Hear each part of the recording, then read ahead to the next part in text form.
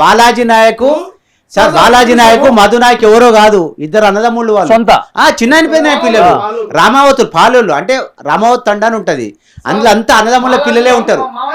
కనీసం వీళ్ళు 10th class కూడా చదువుకోలేదు.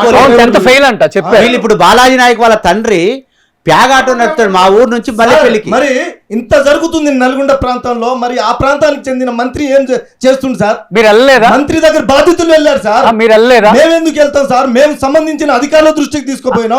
అప్పుడు మీరు ఎస్పీ గారు రావాలన్నాడు. బాధితులు మా ఇంట రాలేదు సార్ ఆ రోజు, అయినా ఫైట్ చేసినాం.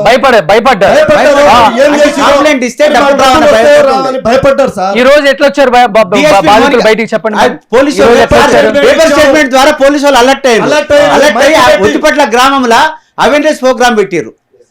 ఒత్తిపట్ల, మల్లాపురం, పియపల్లి, పెద్దపల్లి, అంగడిపేట, అక్కంపల్లి, తిరుమలగిరి, దుగ్గ్యాల, పిల్లిగుండ తండ, ఎర్రగొండ తండ, నక్కలపేట తండ, పడమటి తండ, ఈ తాండాల మొత్తం awareness program Devarakonda DSP Monika garu వ్యక్తిగత శ్రద్ధ తీసుకొని అవేర్నెస్ ప్రోగ్రామ్ పెట్టి అత్యధిక ఆశ డబ్బులు చూసి మేము డబ్బులు తీసుకుంటారు, మీ ఆశకు పోయి డబ్బులు పెట్టకండి, మొత్తం మోసం జరుగుతుంది, చీట్ జరుగుతుంది అని చెప్పినా కూడా మళ్ళీ కొంతమంది పెట్టారు.